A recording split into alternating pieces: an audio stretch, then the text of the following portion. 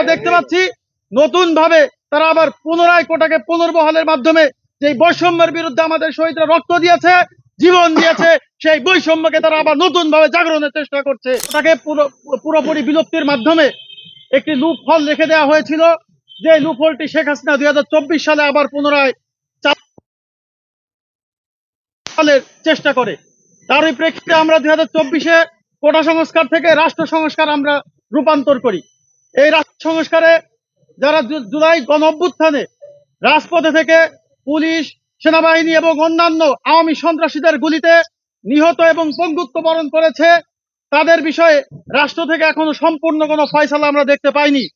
খুবই দুঃখের সাথে জানাচ্ছি, যাদের রক্ত, ত্যাগ এবং জীবনের বিনিময়ে একটি বৈষম্যহীন সমাজ ব্যবস্থা গড়বার জন্য বাংলাদেশে জুলাই গণ অভ্যুত্থান হয়েছিল, সেই আহত যোদ্ধা এবং শহীদদের পূর্ণাঙ্গ তালিকায় সরকার প্রকাশ করতে ব্যর্থ হয়েছে।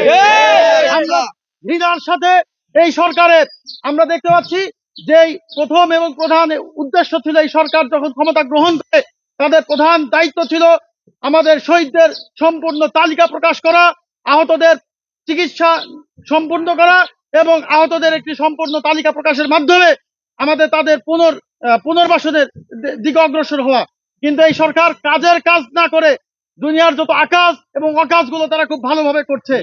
আমরা দেখতে পাচ্ছি নতুন ভাবে তারা আবার পুনরায় কোটাকে পুনর্বহালের মাধ্যমে যে বৈষম্যের বিরুদ্ধে আমাদের শহীদরা রক্ত দিয়েছে, জীবন দিয়েছে, সেই বৈষম্যকে তারা আবার নতুন ভাবে জাগরণের চেষ্টা করছে।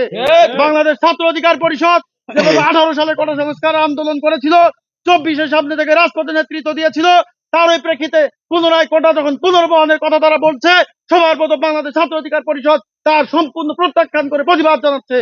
আমরা এই সরকারকে বলবো, আপনারা শহীদের পূর্ণাঙ্গ তালিকা প্রকাশ করুন, আপনারা আহত এবং আমাদের যারা নিহত হয়েছে তাদের পরিবারকে এবং তাদেরকে রাষ্ট্রীয় সহায়তার মাধ্যমে পুনর্বাসন করুন।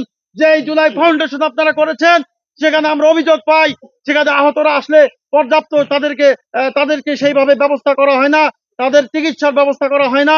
এই ধরনের বিষয়গুলোর প্রতি আপনারা নজর দিন। পুনরায় বাংলাদেশে যদি আবার কেউ কোটাকে ফিরিয়ে আনার চেষ্টা করে, কেউ যদি আবার নতুন ভাবে আওয়ামী রাজনীতিকরণের চেষ্টা করে, জুলাইকে মুক্তিযোদ্ধার চেতনার মাধ্যমে নতুন চেতনা বাস্তবায়নের মাধ্যমে আগামী একটি বৈষম্যের সমাজ গড়ে তোলার চেষ্টা করে, তাদের বিরুদ্ধে বাংলাদেশ ছাত্র অধিকার পরিষদ সর্বশক্তি দিয়ে রুখে দাঁড়াবে।